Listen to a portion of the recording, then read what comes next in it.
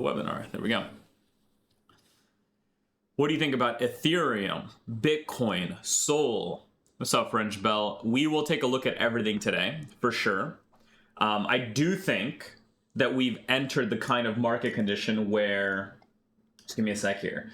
I do think we've started to enter the kind of market condition where, as a lot of you might have noticed, some cryptos are actually going to start showing up in a very beautiful way. I can guarantee you, like, over the last 5 days maybe, some cryptos have probably done some really cool stuff. Now, the cool thing about today's webinar is that, as we all know, webinars are always an extension or continuation of the webinars that we had before, because, as you all know, the material that you have gone through, that you have worked through, and that you have understood from beginning to end, and if you haven't done this yet, make sure it's something that you've done or you set out a goal for yourself to do, which is complete the course curriculum in its entirety from beginning to end. Because if you do, every single one of these webinars, as you show up today, as you show up tomorrow, as you show up the next Sunday or even the past Sundays, you will have both a looking glass into the right now moment of what is happening, how you can use what is happening right now to analyze and understand what's going on, while not getting caught up in all the potential nonsense and getting extra confused. So as our example today, Funky, it's amazing to have you here, but Funky is someone that might be experiencing something like experiencing a lot of confusion, which is why being in one of these webinars can be very helpful, because you get to see firsthand how I think, how I extrapolate my thoughts, and how I break down my thoughts, which means that you can start to hopefully use the same thought process in your own trading, right? So once you've been through the material, showing up to these and seeing basically the recent 10 to 30 webinars is one of the best things you can do for yourself, because you get to see in the moment how things go, how we look at markets, and what we expect. Now, as part of that, one of the things we've spoken about many times now throughout the last few webinars, throughout the last few weeks, has been the Bitcoin market.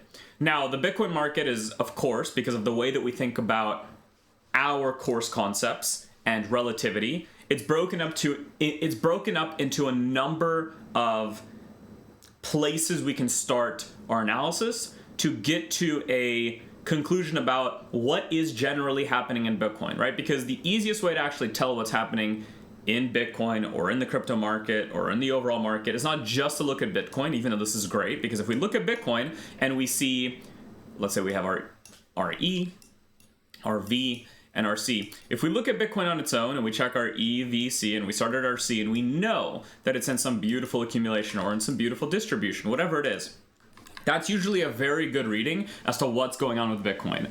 But the better way, or the way that we kind of do things, is we look at the relativity basis of Bitcoin. So we try to tell the story of what's going on with crypto. So this might mean looking at Bitcoin USD itself, right? This might mean looking at a off-piste version of like an equity associated with Bitcoin, or an ETF or something along those lines, where it's, again, linked to Bitcoin, very closely related, traded maybe a little bit differently, different hours of trading, maybe different levels of volume, but is an extension of Bitcoin or acts as its own formula for Bitcoin, which lets us get a better view, because then if we see the alignment between these, right, then we know that we generally have a good context or a good understanding. So let's call it story, good story, because I don't like to mix and match this context with what I mean by story, right? Because what we do as traders, as a lot of you guys know, is we as traders, we are hunters, right? We are hunters of good stories, right? That's really it. We look at a bunch of markets, and then of course, if you don't have access to potential tools, then you look at a bunch first and then you decide, or you look at a bunch of markets inside of a pool of, let's say, screened assets, which is what we do here at Mentfx. So we try to screen the assets that we look at. And this is the current screener, but I have some news today for you guys, so I'm going to break that news to you very shortly. What we do is we look at screened, right? Because all we do is we hunt good stories. So we can either look at any market at any point and just fucking go through it and be like, what's good? And do our best to find like the things that match the kind of story we want to trade. And again, as an extension of this webinar, if you now go backwards to last Sunday and the Sunday before and the Sunday before, and you simply follow along with some of the stuff that we've done, which is discuss, let's say, a case study to do with the C timeframe that says, hey, if we see something extremely one-sided or an accumulation out of a one-sided market, that would be a market worth watching, and we could ignore everything else, right? That's an example that you've seen recently of telling a story while also limiting your opportunities to get to a point where you're extremely confident in the markets you look at, right? So what we end up doing is, and you'll see us do that in many prior Sundays, and today we're going to use that as part of our discussion of the easiest way to apply this thought process to any market you end up looking at. But with that on the side, right, as traders, our whole job is to hunt for exceptional stories and individual market conditions that meet stories that we want to trade, so we can look inside of these mini points. So we can draw, let me zoom in on one of these circles, because every single one of these circles might be a full-on EBC context of what's going on. If we look inside the C or something, we're going to have a market that's doing something. That market is either going to be now clean, basically, by our estimation, or unclean, right? And then we have the decision of, do we want to look at it, or do we want to leave it off our list entirely? And if it's something that we want to leave on our list and we want to look at it, then we understand that what we've done is we've created a potential area, right? A potential area, you know, as we move into our V and our E, where when we execute, right, this is basically all of trading, where when we execute, only a few things can happen. We either take a number of losses, we either take our break-evens, or we take our potential wins.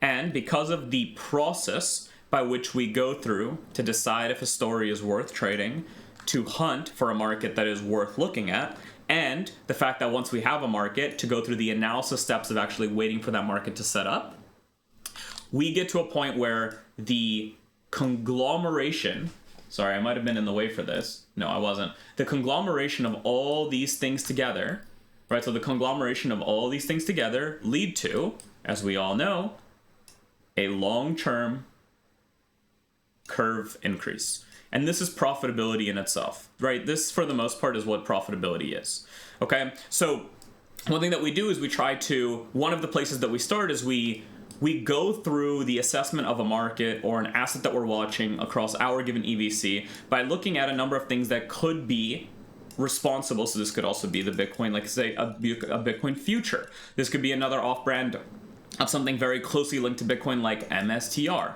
right? And these things will start to show up on your screeners, and you will quickly learn what a lot of these are, and they will be the helping hands in deciding what kind of story you're in.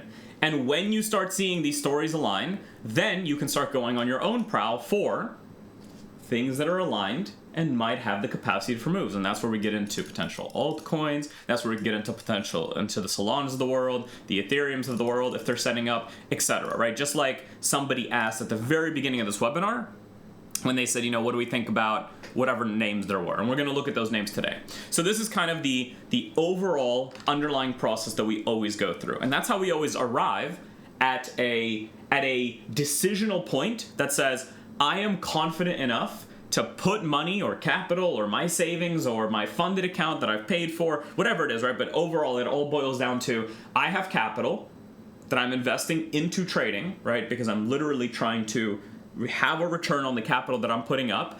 And when I invest that capital, I want to make sure that when I put that capital to work, I am at the highest level of confidence I can be at, where I'm still aware, right, that each individual option is still completely available to me.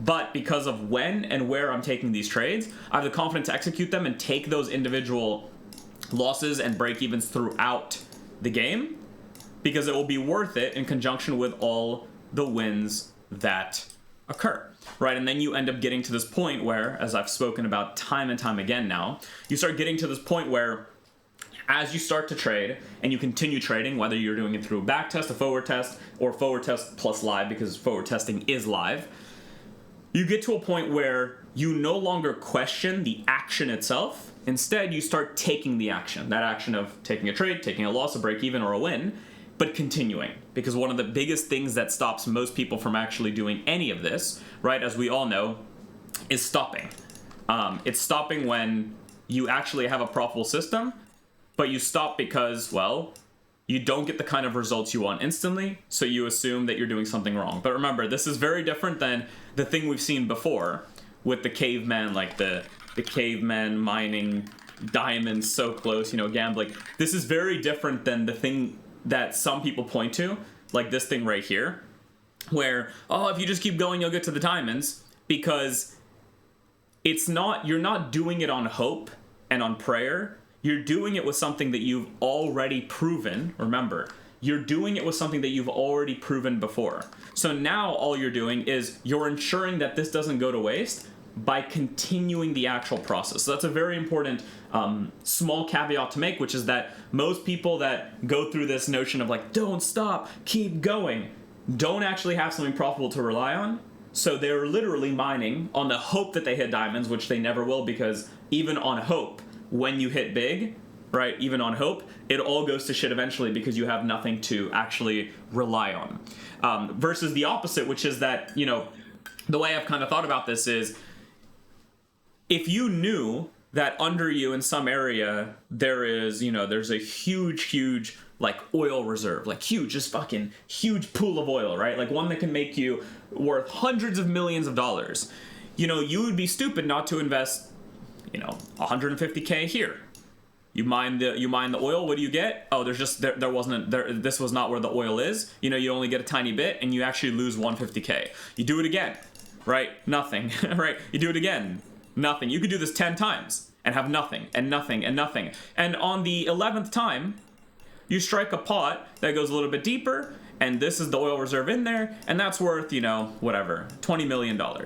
And if you play this on repeat, then of course it would be stupid not to continue to drill and invest capital, invest money until you get to a point where you get to extract all the potential wealth out of it, right? And that in itself is what a good story looks like, because you choosing to mine or to go deeper in these areas is a choice of location, aka an asset, and deciding that this location is worth putting multiple attempts into, which is why you'll see over time my list stays relatively similar, but you see my list update with time with what's going on, because all I'm doing is I'm basically finding countries or locations with what I know to be potentially good oil reserves, right? And then I go in on them, and sometimes those result in, and sometimes those result in, let's just find like the ones that don't do anything. Sometimes that results in the kind of, I start digging and it goes to nothing and it goes to a break even. Sometimes that results in, I get in, I start digging, it results in nothing and nothing and nothing. And sometimes I get digging and I keep digging and it results in, the $30 million opportunity. And all of a sudden, as we speak about before, this let's actually add this up now.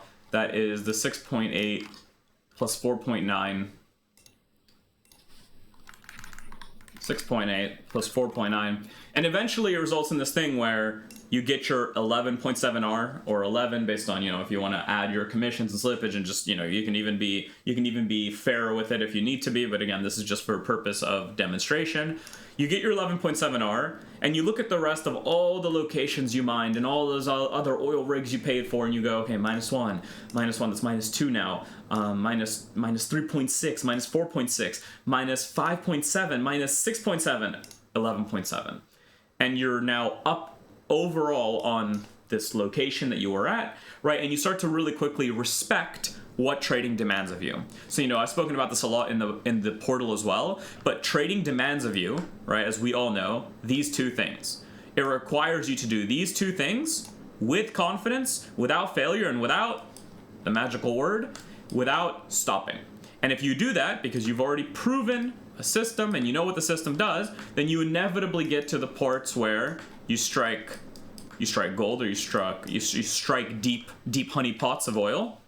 And all of a sudden, it looks like this, it runs like a well-oiled operation, right? Everything is perfect. Everything makes sense, and it makes sense to continue to invest and put your capital to work because you already know and are confident enough to know that the things below are eventually going to lead to a profitable and good outcome, right? And that's really it. That's all of trading in a nutshell right here, basically. Okay? Now, some of you mentioned, and rightfully so, cryptos recently, and I actually think that it's cool because what I wanted to do is I wanted to look at this example just for a second. But before we do that, the update I promised. We're going to look at the example that I spoke about recently on crypto, and I just had someone leave a comment, so this was going to be a good thing. But before doing that, I want to discuss mini updates on Screener so you know what we're working on and what you are all about to have. I believe, as early as this week. I waited a long time to make sure that it's very early, but we'll see.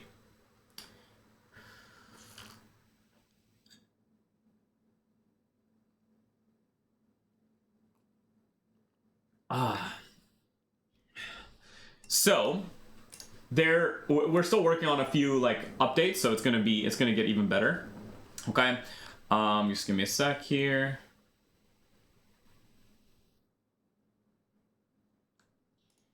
Yep, beautiful, beautiful, beautiful.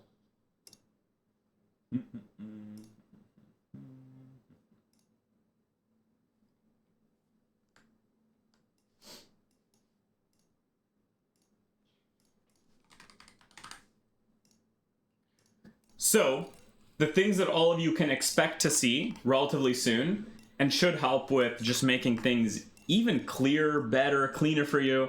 For those of you that like to use the screener and have been using the screener or haven't done so because there's some, you might have a little bit of confusion or it might feel a little weird, is, here we go.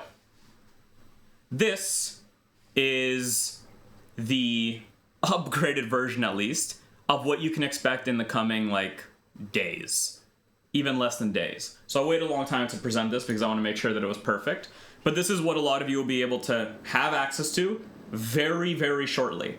And our whole goal was actually to make things even simpler in terms of the way that you process things, the way that you look at things, the way that you have your own process. Because one of the most important things in trading, as we kind of highlighted just now, is your ability to analyze in a way that doesn't overlap with even more complication, but instead gives you a way to, with a clean enough process flow, to show up every day and say, okay, what's up here? What's going on? Let me look at this. Let me see what's going on. So this is going to be the updated look, right? You're going to have our trade talk here. You'll be able to customize a number of this. You'll have markets down the left. You'll have your FX, your futures, your equities, and most important, what we're trying to do is we're trying to make things even simpler, which is that you can run, as you can see, like a mini momentum scan or a preset that we'll have set up, a preset that we'll have set up, a preset. So simpler presets that I'm going to work through to get very simple presets that give you basically a number of things that you can just kind of look through, and then boom. You'll have a number of assets you can check out and basically go through the exact motions, right? We'll have a white option, a black option. We'll have a preset option for the actual indicators and everything to show up correctly. But it should be a very clean and simpler look, and as a result, a better process to what you're doing right now, right? Which is just our that's the whole goal of trading, which is simplify the process by which we actually end up looking at stuff. So we get to a point where, well, the only thing in our way is our own current understanding of the markets, and if we continue to improve our understanding of the market, it's going to be, it's going to lead to the ease of execution, and you just repeating will lead to overall increases in equity curves, right?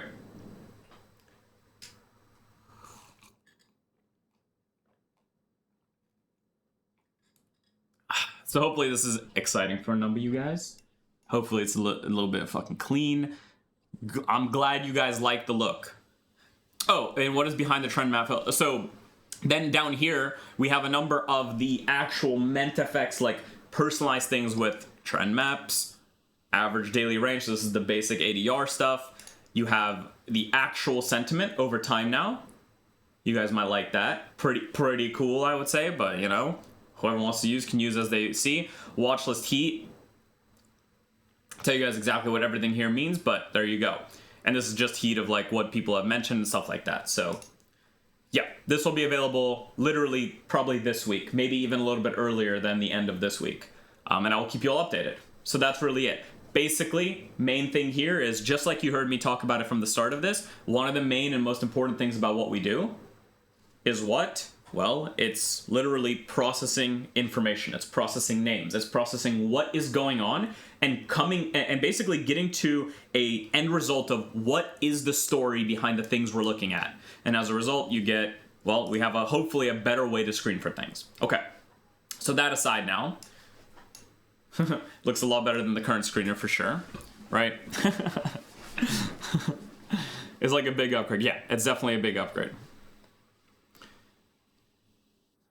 Is this extra or replacement of the current screener? It will be a replacement. We might still have like a grandfather thing where you can like use the other one if you're still like, if you just want to have the transition period, but the newest one will be way better, easier to use, simpler, clearer in presets and everything. So that's our goal, okay? I'm Zeno, yo, hope I ain't missed too much. What's up, everyone? What's up, man? What's up? Just a quick unveil of new screener, that's really it. You take a look at what I sent. I will in a second, but there's a few things I wanted to get into. So one of the places I wanted to start today was actually my boy Funky, and what I wanted to start with is, again, the separation of, in a sense, concept, right? So just on its own concept to what we want to do when we're actually trading live, when we're looking at markets live, when we're thinking about raw and real, like, kind of execution. Because, you know, what he sent was, you know, there was a market here he sent, OGG at the time. I have no idea what this was, but I took a look at it, right? And he basically said, is this one-sided? Why or why not? The move one was not. Okay, so whatever he thinks about it. But basically, is it a good enough C timeframe market? You know, and the first thing I did is I went through my own process, right? My own process is not just looking at this and saying, yeah, it's good, yeah, it's bad. My own process is asking myself, what is this? Why might it be good? Why might it be bad? What's actually going on? What is my momentum cycle telling me? And how does that align with basically the overall market, right? And that's usually a much better process to use, right? Because again, part of our process flow is not finding, you know, the perfect indicator or the perfect lineup. The most important part of our process flow is telling a story, right? Why is something potentially showing up the way it's showing up? Is there reasoning for it to show up? Is there a better option than the thing that's showing up? And what is the actual underlying thing that's happening on the thing that's showing up right now? Right, so the way I wanted to look at this is not through the lens of like, okay, right now, right here, boom, is it good? Instead, I want you to look at it or ask yourself the question of how does this compare to some of the case studies that we've done as a team together over the last few webinars, right? So what you saw us do over the last few webinars when we looked at, you know, let's do it like this. And again, for anyone that's not been through the most recent webinars, this is where it's going to be very helpful to have seen other webinars. So you can pause right now if you're watching this in the future and go back and watch the most recent 10 and you will understand what I'm talking about. But over the last few webinars, what we did for a C timeframe, so we decided to use a C timeframe of a weekly, because for me, usually I use a weekly as my C timeframe, so I'm using that right now to tell this story. What I did is I broke down a few markets like this one. I flipped it, I changed a few things, and we went through it together as a team and we said, what would we expect based on where we are? And if we were, let's say, a huge institution or a bank, how would we have managed our current position? We went through it step by step. We said, okay, well, around here, we would probably be in brand new cells. And if we're in brand new cells, so let's put a cell on there. Boom, that would be, let me flip this actually. So a cell, or sorry, it would be a long, there we go, which would be a sell if it was flipped. If we were in cells with a very big stop, we don't even think about our R right now, and we had this as a trade, what would we be doing? Right, and we went through it from a standpoint of, if the C was clear enough here, and we got into the sell, what would we now do? Well, we would hold. Here we would probably sell a portion, then we would hold until basically a very clear accumulation distribution. Here it kind of accumulates, but doesn't really, so we'd keep holding, and now we'd keep holding, right? We'd just keep holding. If we were like a huge, like if all of us right now were working together as a huge fucking bank and we had trillions of dollars to put to work or billions of dollars to put to work, we would not be as locked in on the tiny opportunity that, you know, it can give us like the really nice ROI. We would be locked in on long-term macro levels of opportunity, even on a C time frame, to the point where we'd now be holding. And what would we hold until? Well, until price just wants to keep going, and great, we make even more money, or until price undergoes a true pause and finally accumulates, which would also be a moment for us to then go in on the opposite direction the same way, right? Because we're thinking about this as being very large money operators, let's say. So that's similarly the kind of thought process that you want to apply when it comes to using a C time frame for the trading that you're doing, because you can apply this over and over again. If you start almost every discussion with, if I'm a huge bank operator, would I want to be just sitting there holding this thing or not? That's really it, right? That's one of the easiest places to start, and it's the fundamental building blocks of what we do, because you always start with the C time frame and work yourself down, because then that starts to validation of the context, to create a story to decide whether or not it's worth doing something, right? So, for instance, if I asked you the simple question of like, at this moment right here, boom, can I just be a buyer right there? It was kind of like an accumulation. It kind of came above the averages. Can I just buy? Can I be a buyer here and hold on to a buy, right? Where does your mind go? And Funky, this also goes for you, man. Like this interactive portion can be very helpful for you as well. Just so you know. Hopefully, we'll see. But if you can actually hear me and your internet's back.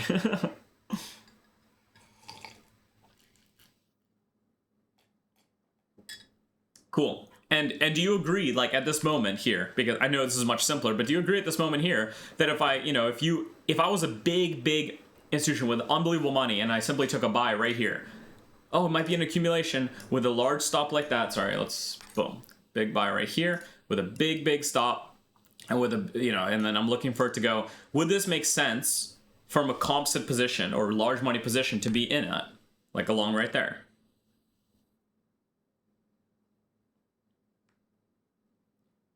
So cocaine, why? Yeah. Oh, you said no. Okay, good. And Funky, I agree, right? It's a no because clearly we haven't even exited some form or haven't created some form of accumulation, right? So the thing that I saw, right, was, let me flip this again. There we go. So one thing is watch the prior webinars if you haven't yet to see how we do these case studies and how we arrive at a potential conclusion, especially on a higher time frame of a given asset. It's one of the easiest ways to see how the mind should work and to rewire your own thinking towards, well, making money. On top of that, you can have individual examples even on lowers. So like, let's go to an hourly here.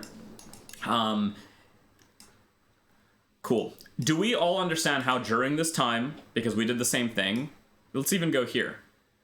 Is this a good composite operator position? Big stop, and then we look to manage now accordingly. If this was a market that we waited for and taking along, is this good? Would this make sense? As huge money, I don't even want to go lower. This is just my C time frame. I want to trade that. So Finet, why yes? Jans, why yes?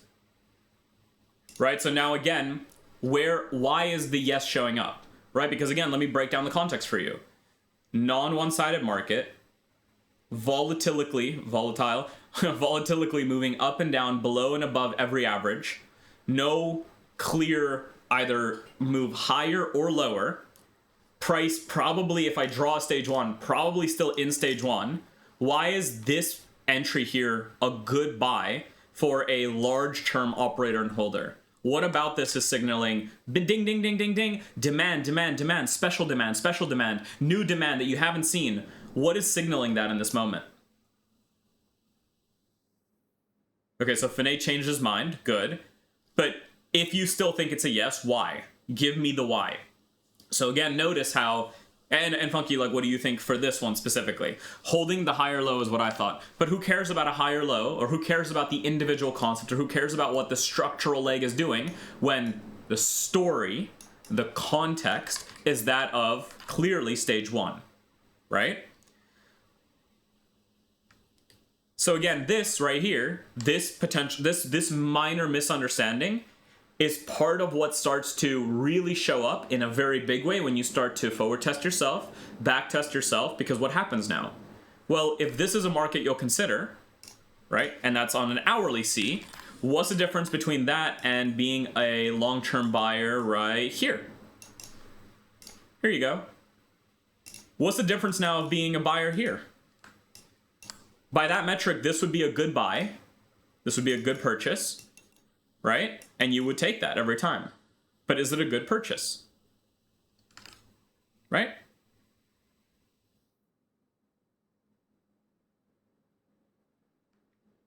Funky says, how about the down move one? What makes you think it's bullish? Where? Where's the down move one?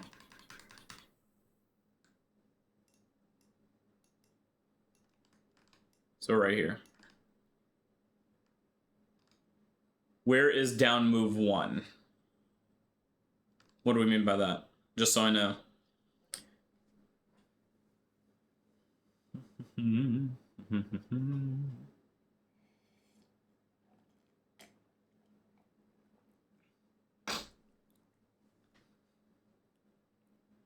Different example, part of the simple trade plan, less Webby.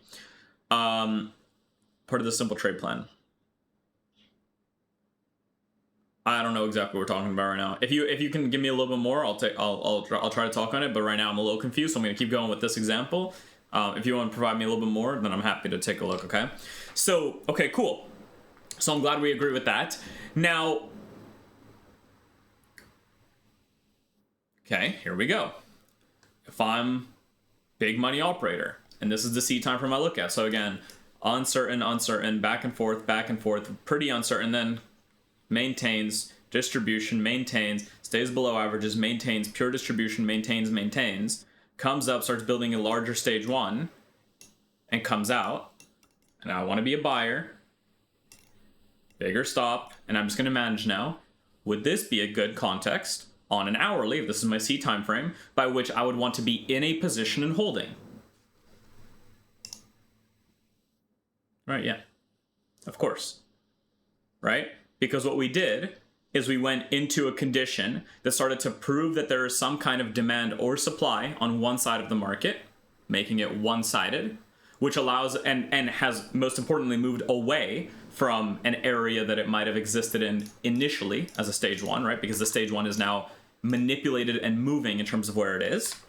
And then we get to this point where when you have this pure accumulation, you can be a buyer. And again, if you're the composite operator, if you're someone with extremely large portions of money, at what point is this over? Well, here you would hold, you would hold, you would hold, you would hold, and here you could consider a sell, right? That's it. That might be what you look like, right? Again, I'm not looking at this as do you make profit or not? I'm looking at this from a standpoint of if you're a huge money operator and you're behind a position, how do you treat it and what do you do with it, right? And then you're back on the waiting block, because what you've done is you move back into a longer term stage one that might want to reaccumulate or distribute or whatever the fuck it wants to do. We don't know yet, right? But that's part of the way that we go through the steps of this.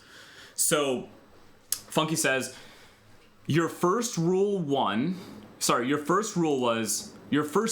was a one-sided market being starting either with a clear one-sided or down move. Yep. Why, after a large down move, do we think bullish? Our system follows trend.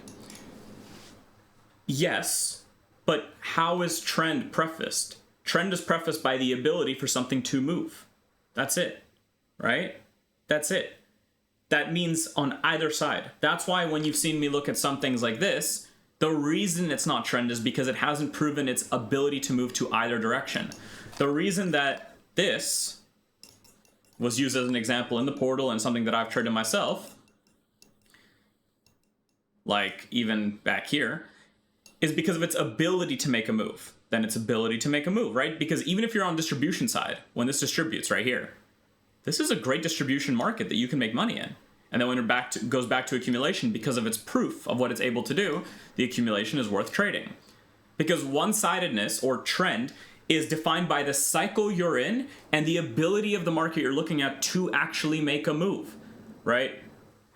Something that can make a big move is something that can make a big move. Something that can make a big move is something that can make a big move.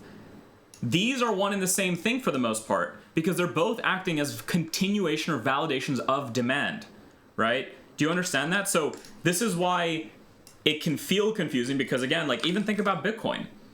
Why did I look to and speak to you guys and tell you all and play the short side on the crypto market at this point?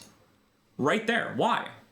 Because a market that has proven its ability to make moves, once distributed, because it's never distributed before, is a market that will prove its ability to, in the future, make moves. Now, because a market has proven its ability to make moves, this should remind you now of Nvidia, literally the exact same thing. In the event that we accumulate, probably over the next 4 or 5 weeks. Also, one of the reasons that Bitcoin is starting to show up, or altcoins are now starting to move into the kind of context we want to trade. If it can do something like that, what is that? That is a signal now that we can be bullish, because it's had the preface and the prior action of, I know how to make moves on either side of the market. That is part of story, right? Just because, so a C making an up move doesn't mean that the C has to continue making up moves.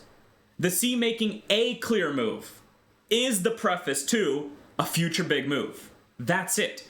And our goal, especially through labels and through stages and through MAs and through where these stages happen and how the MA set up and how the stages leave areas, is to do what? Decipher if it's enough evidence right now for us to go in on a position or on an area or to watch it.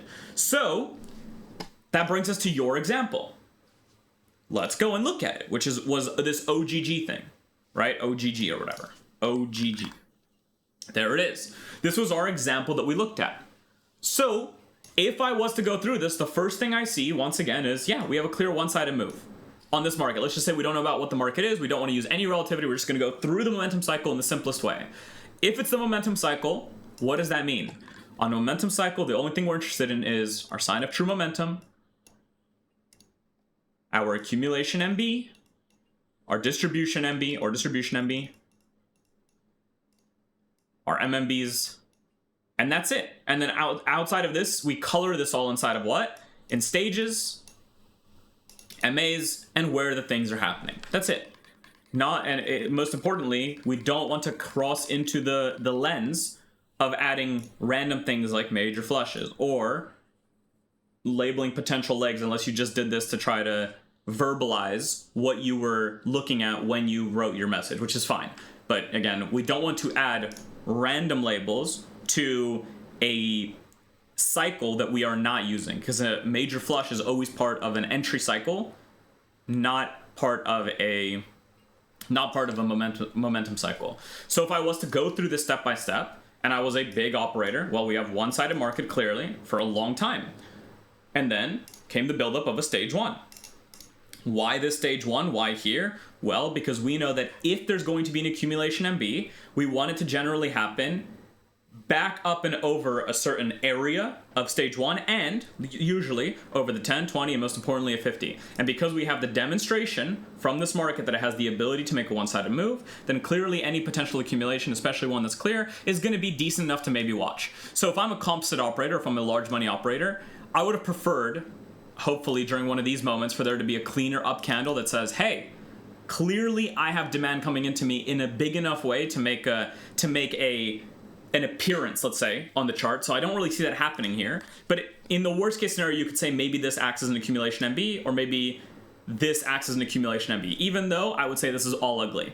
From this moment, if you're a composite operator or a large operator with billions of dollars, this would not be a terrible, I'd maybe call this a 6 out of 10, right? Area to be a buyer, your stop can be down here, and you simply hold this asset, right? That's it. Does everyone understand why that moment can signal that? But most importantly, this was a big up candle. Do you understand why that would make it pretty much a 10 out of 10 as an accumulation MB out of this stage one? Those are basically the two things I want understood. One, that this is not as solid as we want, but if this had, you know, a clear up candle or a clean accumulation MB out of it, this would be a phenomenal potential setup as just a big buy. Does everyone understand that? Okay, good. Good. Perfect. Okay, good. This is amazing. So that would create the kind of composite context or story that would be worth being inside of. And then if we're in that buy, everything is still good. Here we can sell a portion of our position because potential breakdowns, and then we'd be holding the rest until what? Just like we did over the last 10 webinars, what would we now be holding for in terms of the buy that we're in? What would we be holding for?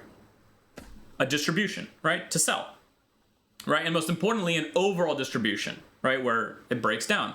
Okay, cool. So no distribution, potential distribution, but still right at or above the 50. So we could still hold. No distribution. So right there, right here, you would sell your whole position. You guys see that?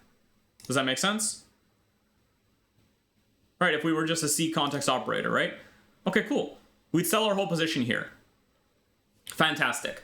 Now, the question now becomes, at this point, is this distribution good enough, now given the context that we're trading inside of, for us to go short and start holding long-term shorts like this, or not? Given what we have here.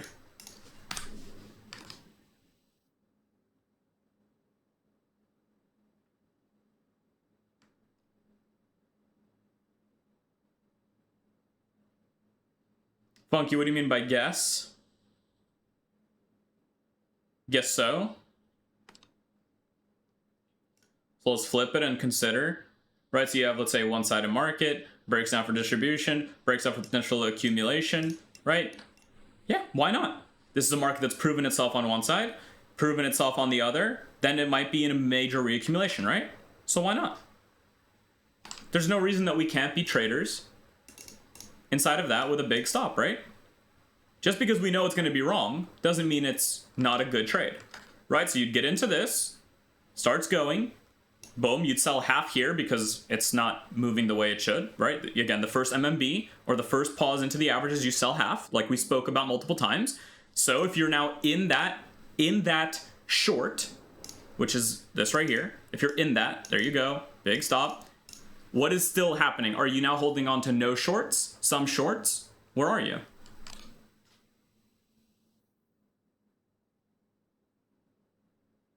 No shorts or some shorts? That's really it. That's one of the two. And you should know because we just spoke about the management of this potential position, right? If we were trading as huge money operators. Funky, no, it's not take BE. Nope. So again, if I'm an operator and this was the trade and our management, like I spoke about multiple times, was sell half the first time we come to the averages, sell the rest through what? A distribution. Are we currently in a trade or not in a trade? Yeah, we're still in the trade. But we've already sold half right here, right? So we're still in the trade, which means what? What do we need now to get out of this trade? Let's assume that this is all the correct way up so we don't get confused. Let's say this was our accumulation MB. What are we waiting for to be out of this position? Yeah, a distribution MB, right? Okay, well, let's try to figure out what that might look like or where that is. Do we have a distribution MB yet? That's clearly defined. Okay, beautiful. I agree. The answer is no, right? It's just kind of in this area. So that stands to reason that if I flip this back over, that if I delete this, and I draw this out, and I put it here, and I draw this out, what are we in right now?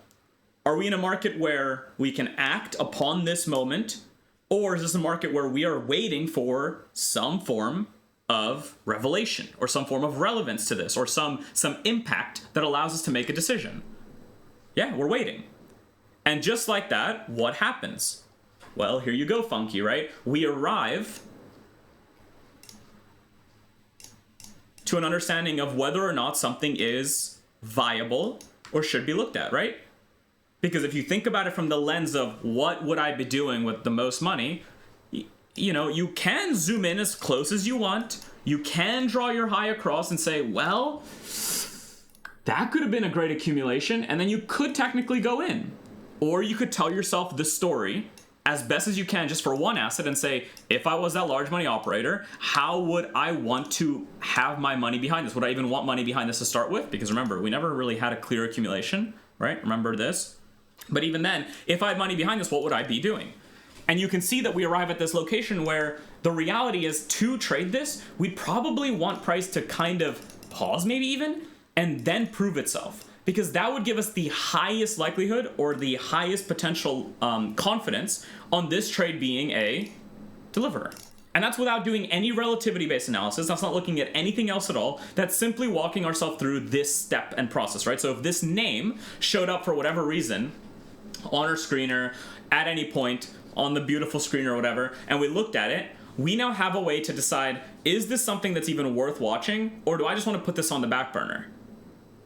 Right? And then you partner that with the fact that when you understand that is gold or gold-based, and you have other access to gold-based markets like, so this was the beautiful thing about what Fizzler did, you have other things like KGC or something, right? And this will also show up potentially in the screener. Then all of a sudden the story changes, because now if your choice is to look between that market that we just looked at through those exact same steps, and then this market where, again, if I was a buyer, I'd be a buyer somewhere in here. Then I'd sell a position or a portion here. Then I'd be holding until right here. Then I could get back in right here. Which one is better to be a buyer of? That's it, right? Of course it's this one. And just like that, we can very quickly start to decipher and get to a conclusion about whether a market is actually worth looking at and considering or completely forgetting. Do you see that? Because now they're part of the same, they're part of the same, like, potential story, right? Now, again, I know this can be complicated. Like, I get it. Like, there's a lot of work that goes into what we do and to the actions we take. It gets easier as you do it more and more, right? Especially when you start looking at more things, which is why today, one of the things we're going to do is we're going to look at crypto, and we're going to compare that to the crypto markets that some people want to talk about and look at. We're going to see what's actually present there. But this is the exact same process you use every single time, right? We want to tell the story of what would we do with the most money in the world, and would it make sense to be confident about this? So do you see how we can arrive at this condition in the end of, you know, sure, it's a one-sided market, sure, but what would we do in this moment? And why I would arrive at this thing where I'm like, it looks okay, but then look what I write, right? It's gold related, which means it has some relevance. Okay, sure.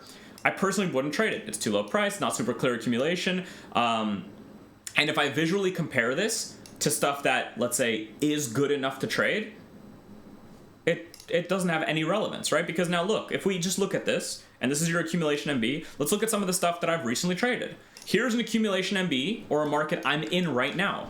This frog thing. Okay, well, comparatively, where is this and how does this look, if this is the kind of C I'm trading, to something like this? Well, theoretically, by this metric, this would have to be up here and pausing for me to even consider it, right? It'd have to be up here and pausing. Okay, so that's one way to easily walk away from it now. Let's look at AEHR. This is another trade I'm in. Well, for where I traded it, what happened? Gold is doing what? The gold you just showed me is doing what? It's here. That's where it is. You notice that? Do you see that? Do you see how we are now using the visual to align ourselves, right? So yeah, you maybe have a one-sided market here, sure. You then maybe have this move, but if you want to just align it from the simplest version of case study, the trades will start happening maybe here, and then look where my trade is, right?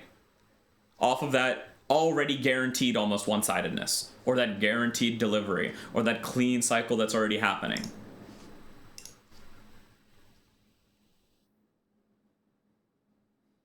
Frog 30.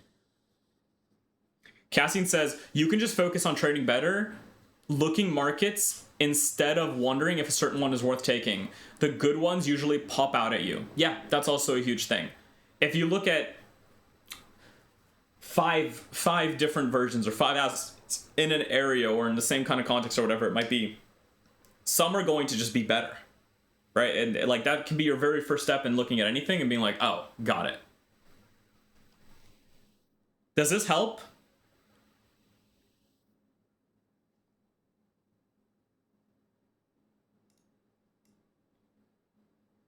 Does this orient perspective?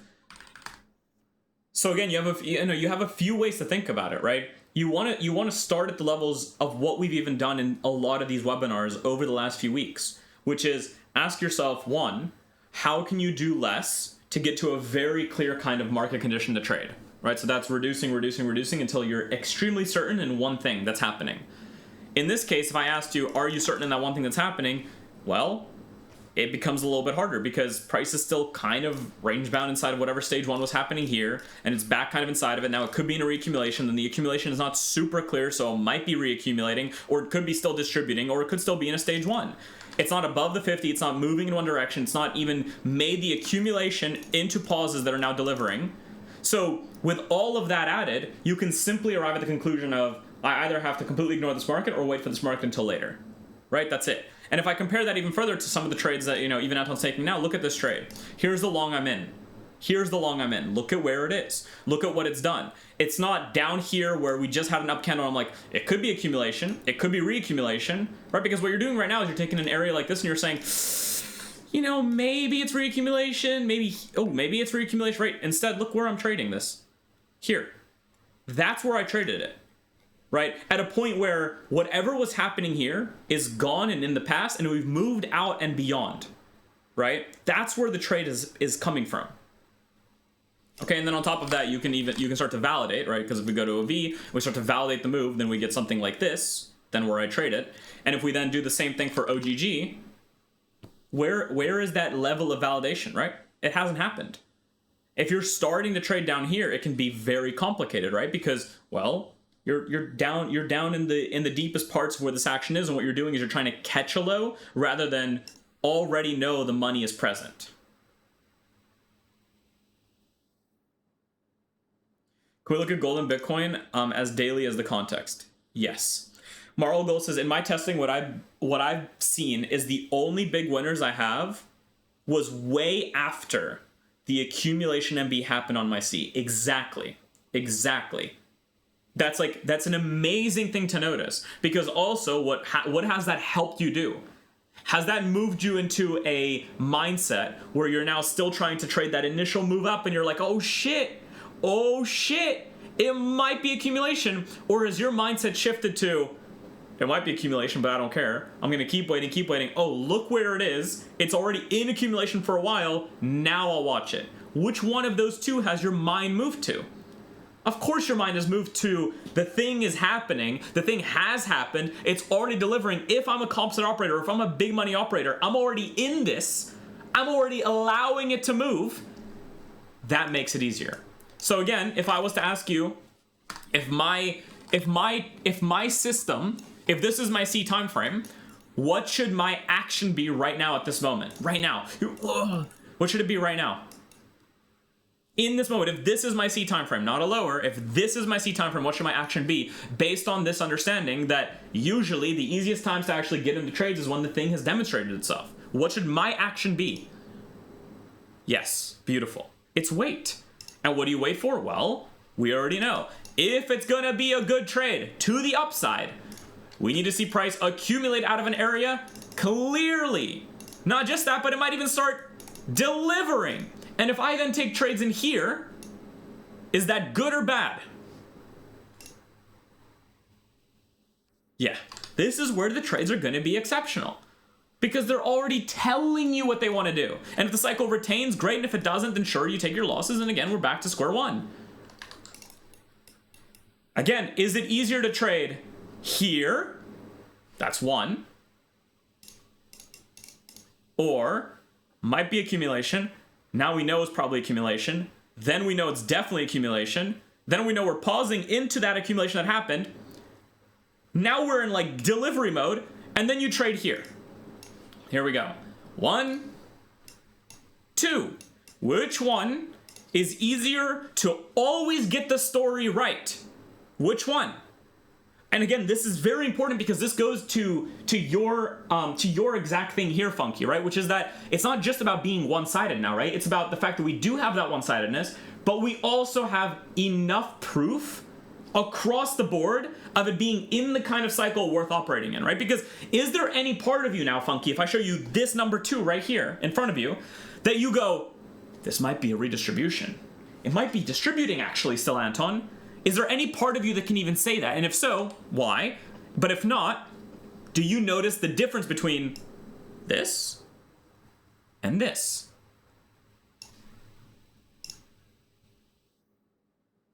Yeah, 2, right? 2 is easier. 1 is difficult, and yes, you can get a more of a move because you're early, but 2 is infinitely easier because you have demonstrated proof. And what happens from that point if you're trading? If the cycle continues, this is all still one-sided, all still one-sided, all still one-sided, all still one-sided up until right there. Now again, did you have to trade here? No. You could wait. And you could wait, and here, even here, right there, you could be short. And there's your money on the short side. And now, should you be long? Fuck no. You should wait. the same way, okay? Now again, what am I waiting for? I'm still willing to trade this earlier, not here though. I'm waiting for that, because that will be enough for me as an accumulation MB to be proof, or enough proof as a reaccumulation. And you can see that even in Nvidia, it's the same thing. Let me show you this. What Bitcoin is doing right now is basically this. Let me just show you. Because again, it's the same alignment of the same thing over and over again. Let me just demonstrate this. Here you go. Bitcoin right now is right here. Basically, it's right here, or right here even, better yet. Here or like here. This is where it is, okay? This is the easy way to think about it. And again, what am I doing here? I'm looking at the visual. I'm not doing anything hard. I'm comparing the visual and I'm doing it over and over again. That's where Bitcoin is right now. Let me show you.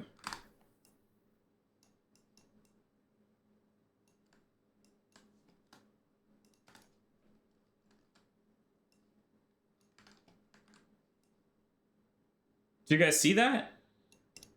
So again, would I trade either one of these? No. What am I waiting for? Well, if I know from the past, so this is hindsight. Oh, fuck, Anton, hindsight. If I know from the past that the accumulation MB had to be higher because of where the 50 was, and the fact that I wanted to wait for longer term stage one, so the 50 and the move out of that stage one gave me enough demonstrative proof of continuation, what do I need to do now?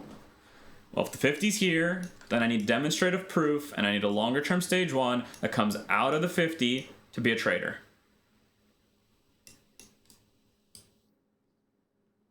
Does everyone see it? There's literally no difference between these, by the way. Right? Do you guys see it? I don't know if this is way above our pay grade, or if we can see that similarity and that existence of a story and how we arrived to it. One was in pure hindsight now, even though we traded during this time. But let's say it's pure hindsight, but we know what happens after. This one's in pure what? Real time.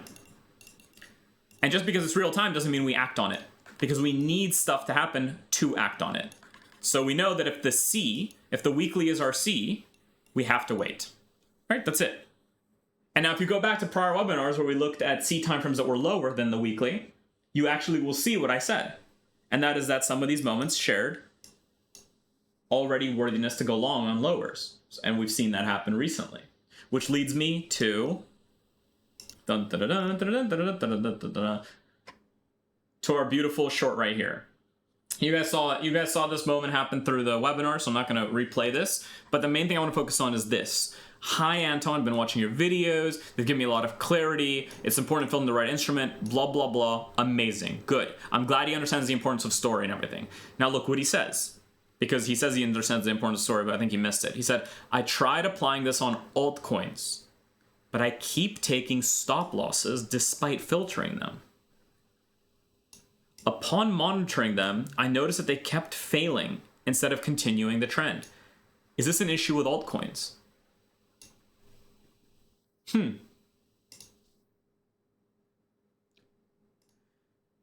No, it's not an issue with altcoins. It's his misunderstanding of story. Because guess what?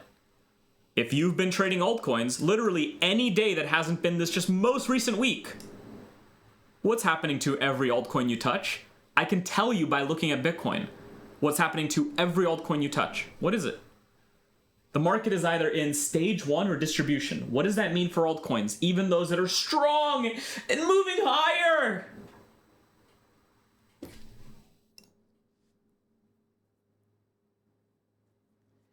If the main market controlling everything that is to do crypto and it's strong crypto, and that market is not in even an accumulation, what is going to happen to altcoins? Even the altcoins that are moving up insanely. Yep. It's going to whipsaw. It's going to do anything. It's going to do random things. It's going to go and then fail. And all cycles are going to fail. So what happens? Like I said, it's an issue with story and context. Because guess what? This isn't coming from this guy with the knowledge that recently we actually have a good market potentially for crypto, right? Right now, this week right here, if you're on a lower time frame, this is the first 2 days, literally right here. 1, 2, 3 days. That's the first 3 days in over, let me show you, in over 320 days. So far we had 3 out of 320 days, and they're the most recent 3 days, have been good for lower time frame trades on cryptos or altcoins. What does that mean? That means that I know when he writes what he wrote here, likely for the last 12 months, he's kept an eye on altcoins. Please altcoin go, please altcoin go, please go. Oh my god, some altcoins are really setting up. Oh my god, some altcoins are doing amazing. Well, altcoins are failing, some altcoins might come up, they might go. Oh my god, there's some altcoins that are going, I could get all failing. Oh, my altcoins, they could go, everything's failing. Why are altcoins good right now? Why are they working, but I'm still down over time? 3 out of the last 320 days have been good. The rest have all been inside of the context that hasn't been worth trading, with the exception of very minimal moments like this one. I think you guys remember, even I was starting to get a tiny bit bullish, like here. But even this, it might remind you, right? Even this it was a very poor movement from accumulation. This reminds me of actually OGG that we looked at today, right? Funky, you might see that. Versus a moment like this,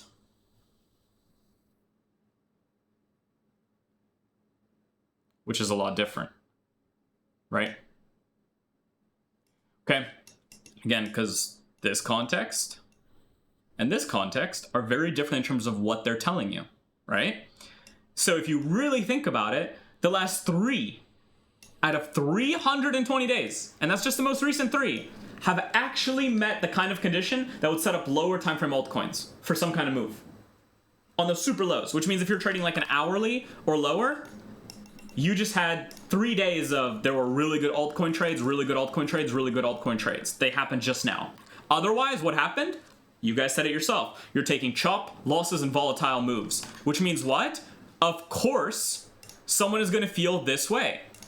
Anton, are altcoins just the issue? Is Forex just the issue? Do altcoins just not make good moves? No, man. You've been looking and trading altcoins inside of what? This context. This is what you've tried to trade altcoins in. What makes you think that any altcoin is going to make a 20, 30, 50, 100% move, 200% move inside of this context? And don't get me wrong, that, my friends, even if you're trading an hourly V with a 10-minute E, or even like a 5-minute E or lower, how long has that context of, even if you're using those lower time frames, where like technically you should be getting good trades, how long has this context of trades not making continuations existed? How long?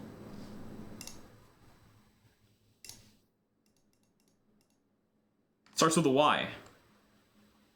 It starts with a Y.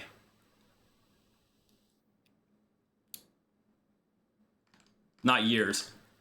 Almost an entire year. Which means what? That means when this guy showed up in January of 2026, ready to make his New Year's resolution to trade his altcoin so he can make money, nothing happened. And if he traded, he lost money. Okay. Showed up in February. I'm finally fucking ready. What happened in February? Any trade that happened on any altcoin, even on the lower time frames, ended up not continuing and went sideways. Oh, fuck. March will be the month that everything changes. I can make this. Fuck. March, January, February, March, April. Failure. March, April, May, done. June, nothing. July, nothing. August. Anton, I'm leaving a comment really quick, just letting you know, I think altcoins are the devil. They're doing something no one has ever seen before. They are moving in ways that we cannot predict, that we cannot imagine, that we cannot predict, and it is not working. I don't want to look at altcoins. There's an issue with altcoins. And everything falls apart. And that's hard, by the way. What I just went through is what most people go through on their given assets. This is not just an altcoin specific. There will be periods, even on lower time frames, then nothing happens for that long. And when you put that together with someone showing up every day for a month after month with New Year resolutions, with beliefs about what they should be getting from the market, guys, it's very easy to see why things get really confusing really quick and can feel fucked up. Does everyone see this? Does everyone understand this?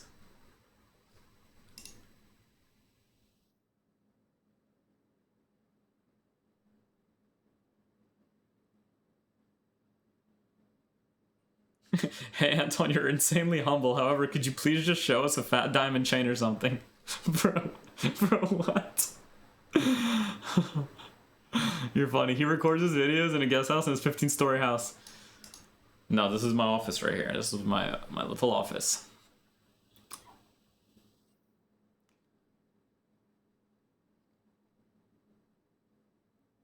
Wait, how do you know that's a hermit crab?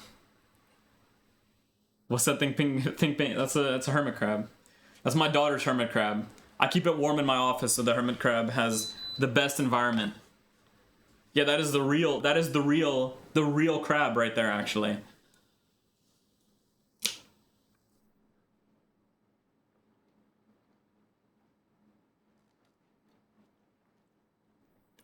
Okay, so main focus there with the discussion that we just had was really getting this point across. Well, multiple points across. One is that contexts actually take time to develop. They do. They really take time to develop. Good contexts take a good amount of time to develop and can take sometimes very long to be extremely good. When they're good and you wait for those moments, you create the kind of environment where you can make a lot of money, right? Of course. Everything in between, if you trade during those times, will usually lead to either break-evens or losses because you're looking at unstable or unstable moments. If you don't understand that, then there are going to be potential moments where you can take a year plus or more of taking unnecessary trades that don't actually make you money. I have not looked at many altcoins during this whole period, but for those of you that have, I can guarantee, and most importantly for this guy right here that looked at altcoins and was trading them, I can guarantee you what the outcome of those altcoins have been. And for any of you that have looked at altcoins, what have you noticed over this time? Am I correct in my assumption, for those of you that have looked at altcoins, that some of them maybe made a move and then instantly failed, but most of them have just done nothing or made a move and basically fake out, teehee. Which one have you operated or experienced if you've been trading altcoins, even on lowers, which means that you've been entering on like hourly, or even, I don't know if you enter an hourly, you're fucked, but if you've been entering on even like a 5-minute, what have you noticed happen? Have any of you been trading altcoins? Let me see. Jamonda says chop. Crypt says rat piss. Jan says, yeah, many fake outs. Jacobo says, this webby put the right mindset for everyone here. Good. Marlgol says, no, it's been shit. Jacobo sends dog shit. Exactly, right? Only hype before the last week. So yeah, nothing has happened, right? And again, this transitions, this understanding does not just apply to altcoins. It applies to altcoins right now, which is why we're having this webinar. But what does it apply to as well? Every market you ever look at, which means what? If you're an NQ trader or a lower time frame NQ trader or a futures trader, whatever it is, usually the kind of context present is not one worth operating in. Sometimes it's going to be really good, and that's when you want to make your money, but you have to recognize, even as a lower time frame trader, there's not always going to be a action to take. Right? Jamonda says, no, I didn't trade them, thank you. Of course, I'm glad to hear that. So that's why this guy has experienced huge misunderstanding in what's happening with altcoins. Huge. Right? Because again, he's monitoring them. And like he said, upon monitoring them, he's probably monitored them. Like, I really want you to put yourself in his shoes. He's basically very likely been monitoring altcoins for 3 years now. The first 2 years, they were pretty good. They were pretty decent. The last year, the last 320 days, they have been trash. Every potential setup that would have worked 2 years ago has not worked over the last year. He's likely lost a lot of money trading altcoins this last year. While doing that, he's probably gone into bigger negative than the money he's made. While continuing to trade them and trying to repeat the same thing that he saw happen 2 years ago over the last year, everything has failed, gone to shit, or went back into back and forth context, which means he has very likely only taken break evens and losses, with the exceptions of very tiny wins, throughout the last 320 days. In that kind of state, your belief structure shifts to the fact that what you're doing will not work, will not be sustainable, and can't work, and doesn't make sense, and that you have to find something else. When the reality is that you've missed the whole point of what trading is. And that is that you have to find that relativity, that story, and that context, and make sure it actually aligns before you take action. So I think this is a very important webinar to kind of highlight this point right here that we spoke about a second ago, which is like this idea of stopping and making sure you continue, but also not stopping because you need to allow yourself to experience all the moments that are meant to happen, right? But at the same time, you need to know that you're not stopping because of this progression of things are bad or could be bad and need to improve. And if you don't know the difference here, that's where most traders will lose everything. Okay?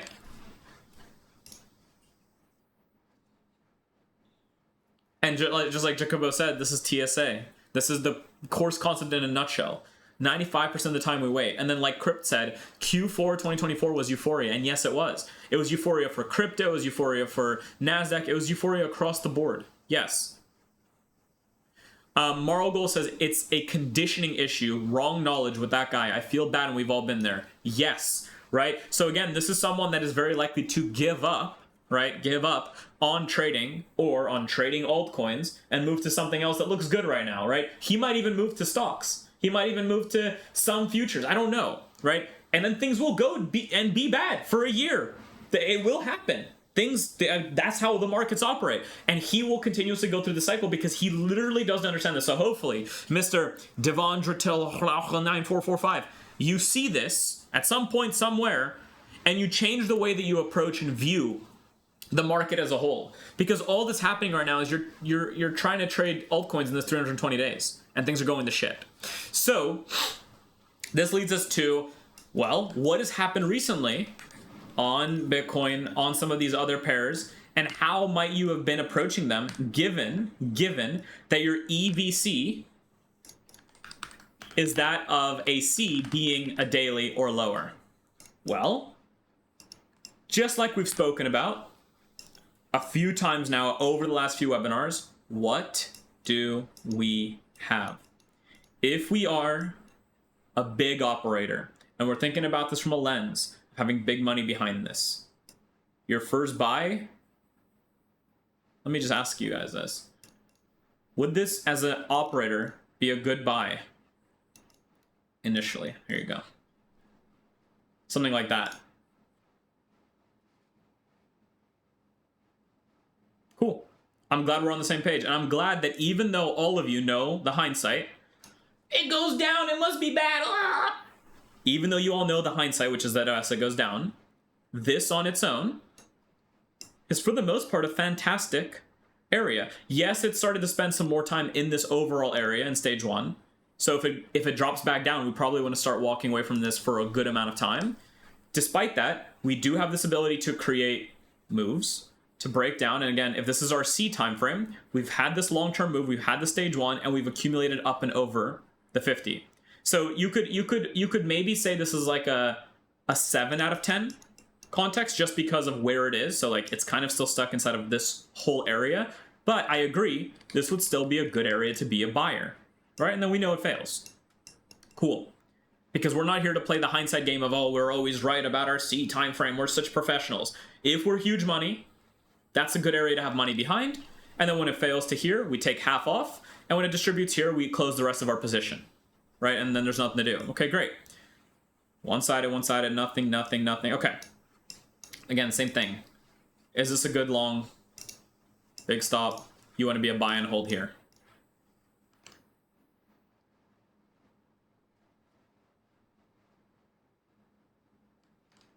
I'm big money. This is the market condition I have. Do I want to be a long buyer here?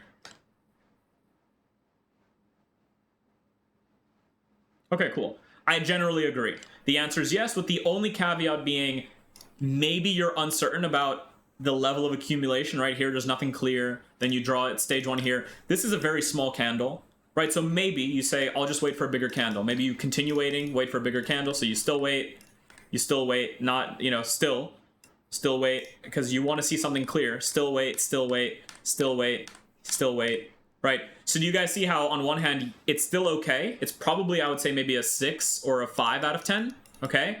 But do you see how you can also technically avoid a moment or a trade like this because you don't get that pure demand? Does everyone see that or no? I just want to know that everyone's on the same process flow as my own mind right now. Okay, so we get that. Good, that's huge. That's huge. Because again, that is its own mini thing to keep in mind, right? Good. So again, here, yes. Here, I would probably say no, or lean towards potentially yes/no. If you remember, here, I wasn't happy with this, right? If you remember back in the webinars around May 2026, so if you go back and you check May 2026, you'll see me say this. What I was doing during this time is I was looking at some coins for extreme strength. Extreme strength. That looked really good. Why? Because this wasn't enough. This was a maybe, but I would not personally want to get behind this, right? So I was looking at some stuff that could be showing strength. Does that make sense, everyone? So again, a context that wasn't super clear, but could be, I matched it with what? The relativity of potentially others. That's where I looked for that relativity. But for the most part, I would lean more towards no because we don't have that clear accumulation out of this area, right? Because if you think about it, even step by step, right? When price is back here, as you're looking at this, if you're thinking about this overall, you're like, okay, this could be the stage 1, but no accumulation. Okay, this could be the stage 1 here. And right now, if our next candle did something like this, do you see how that's a really nice context? Do you see how I would love to be a buyer here with a big stop and look to just buy and hold until it goes through its cycle? Do you see how this would be an amazing context as a candle?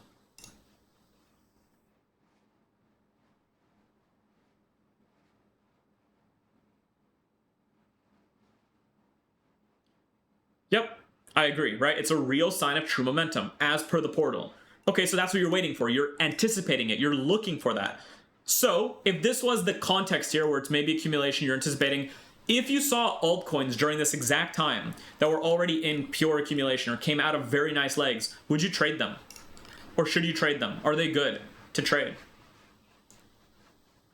Genbuku, why no? Bagyesh, why no? My personal answer is actually yes, but I want to know why you guys say no.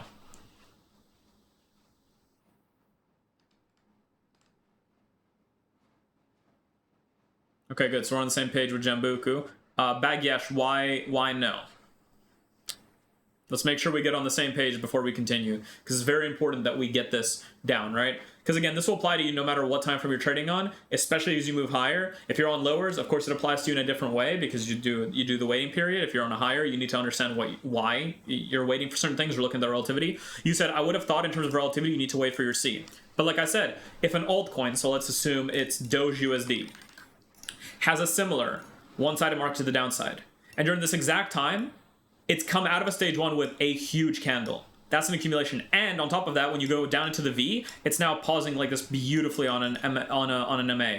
Why would this be a bad trade when the market overall has told you, yeah, we might accumulate, and an altcoin is already in pure accumulation with a good C? Why would that not be a worthy trade to take?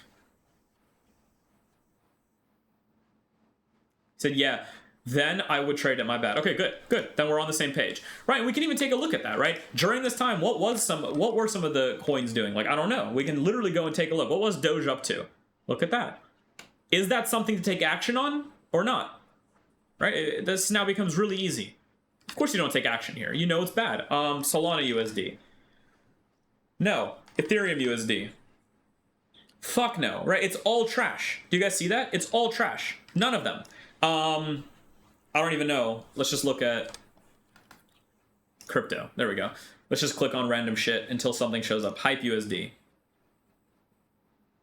Okay, well, better, because it's already in accumulation. This would potentially be a market to do what? Have on your list, right? Because right now, if the bullishness that we see on crypto is true, what is this going to do if this is my C? Well, on a V, it might start a leg, and this is where I can make my money. Do you guys see that? So even if we know Bitcoin's about to fail, because we already know that, right? Bitcoin, hindsight, guys, Bitcoin's about to fail. We already know that, right? GBTC. We already know Bitcoin's about to fail right here. We already know that. We know hindsight, it's 2020, it's going to go down. But in this moment, we have accumulation MB, MMB starting to hold potentially, right? And we go to something like, what was it? Fuck. What was the coin? Shit, do you guys remember what coin it just now was? No. Wait, was this it? I don't even remember. It was hype? Okay, yeah, hype. Cool. Wait, why does it move us back here? What the fuck just happened? This is now real time. This is where we want to be. Right here. During these moments, here we go. This kind of this kind of C might be worth looking at, right? We would have this on our list. We put it into our watch list, and then we'd look at it, right? So if we're trading a daily C, that's 24 hours, because it's 24. There's 24 hours in this crypto market. 24 of 30. So we want to 20. That's 2.4 hour that we want, which is how much? It's 144 minute, right? So we know, hopefully this loads, that the way to trade this would be what? Well, if this moves into accumulation MB and makes an MMB, that's worth trading, right? Nothing, ugly, trash. I mean, now you're just looking for, okay, beautiful, very nice stage 2. If we get a pause, that's a great trade. This right here is a tradable moment, right? Because in this moment, we already know that overall crypto, we're expecting a potential bullish, right? Because of where it is. This thing has gone through accumulation, is now in MMBs. This would be a great trade, right? Do you guys see how this is a great trade in this moment, regardless of outcome? Like, again, win or loss or whatever, this is a great trade. This could go like this and make you a lot of money. This could go like this and make you a break even, or, you know, you might take your loss. We already know this. Do you see how this on its own, though, is a great trade in this moment? There's nothing wrong with this. What does this do? Yeah, so this sets up and then fails. Let me show you this. 144, 6, 24 minute, so 25 minute entry. Let's take a look at this. So we need a stage 2, a flush, and a nice setup, okay? Wow. Do you guys notice anything interesting about this moment and this setup? You guys just tell me. You guys just tell me. Just tell me. Just tell me what you know. This is the beauty of trading the way we trade. Just tell me what you know. Just tell me. Tell me. You already know the answer. But just tell me, because I just need to hear it. Cocaine got it. Steve got it. Ali got it. Trader got it. Even if this was the market you found, relatively looked amazing, because it did. It had the ability to make a move, and it did. And it was already ahead of the curve, and everything is lining up. Due to the nature of the way we analyze the market, and then the setup you get, you don't get an entry. The only entry was maybe this one deep in the fucking sauce. This is like impossible to trade. Or this one here. That's very hard to spot. If you do spot it, guess what? This probably ends as a break even. But the only trade was this one right here at this point. Done. The trade's done. You avoided taking any trades, even though everything aligned. This is the beauty of the way that we think, because the analysis does not mean the trade. It's very important. Your ability to screen and run analysis is not your ability to take trades that are wins and you got everything right. It's not about that anymore. The whole game has become about waiting, finding the stuff that's special, looking at it, and then if it doesn't set up, there's nothing to do, right? You get to see that right here. Guys, does anyone understand how we randomly just found this? Like, we literally randomly did it across the board and lined it up to where we were on Bitcoin. This is where that setup happened. This was a great market potentially, and guess what? Due to the fact that we found it, and because it wasn't ready, but it was a strong market, it told us it wasn't ready. So we escaped not even breaking even, not even taking a loss or one singular loss before failure. We took nothing, because of the process we use. Is that not a beautiful thing? Do you understand how amazing that is to be able to have the analysis prowess to go through a number of things to arrive at a conclusion, to understand something is worth trading, to then trade it, but it doesn't give you the setup because you did all this work? Like, that is trading. That is the beauty of it. If you learn the process of case study, visuals, and looking for something that is exceptional, and you wait for those things, You will be rewarded by literal non-trades when things are bad. And you won't have to be in all the bullshit nonsense on the side that is like, oh, it might work, it might not.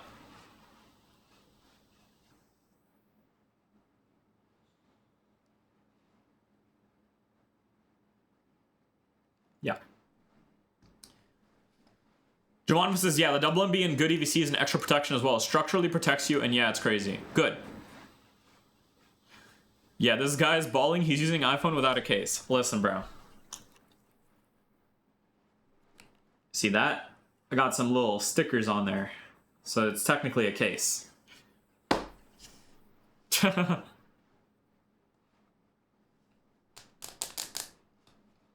Okay, so we see the power. We see the powers, okay? The powers that may be. Now, let's go back. GBTC. So, do we all understand, before we move on, because again, the whole point of this is to make sure that you yourself can conduct the same analysis. Yes, you will show up to the webinars. Yes, you will learn from the webinars, but you yourself will be able to screen, look at a market, and come to the... Can we find GBTC here? I don't know if we can do this yet. If I get rid of this, I don't know if this is possible yet. Okay, we don't have all the assets in here just yet, but this will be available very soon. Right? Do you understand how you yourself should be able to do this and why you just arrived at the exact same conclusion? Does everyone also understand that if this is your main market and the daily is your main C, why this would still be an area where on Bitcoin you would not actually be a trader here? Okay, we are all on the same page? Okay, follow-up question. If this is your stage one, because it is, and then the next candle is this, can you be an overall buyer? Big stop, and you're a buy and hold investor or trader here. Beautiful, beautiful. Everyone's on the same page. Yes, fantastic. Okay, let's continue.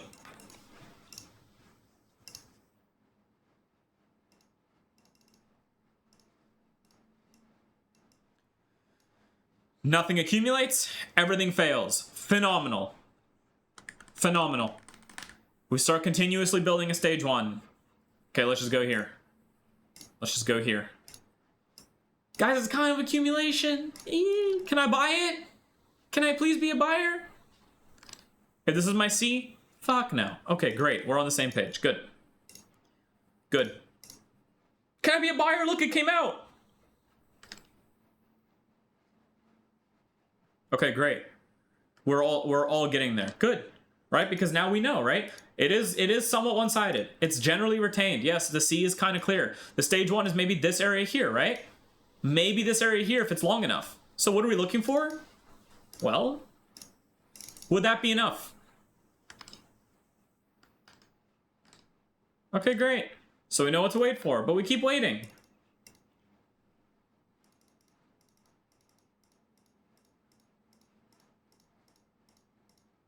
Can I trade it now? I need a buy. Okay, great. Great, you guys understand. Nothing to do. Huh.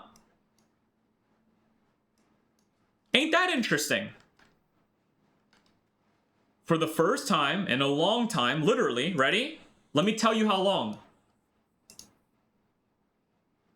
216 days from this moment that we spoke about, 216 days, and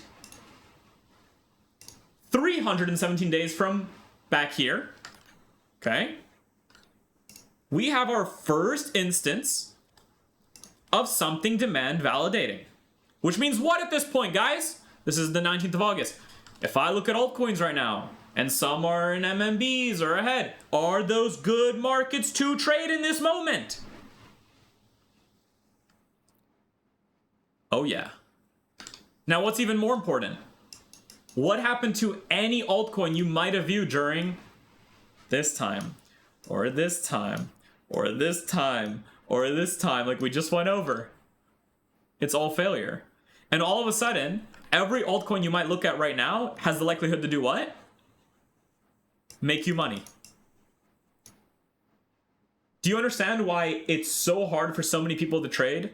When you can go from nothing working at all, nothing continuing, nothing making moves, to this moment, signaling that things are about to make moves, and then they do make moves, but you're scared to trade them?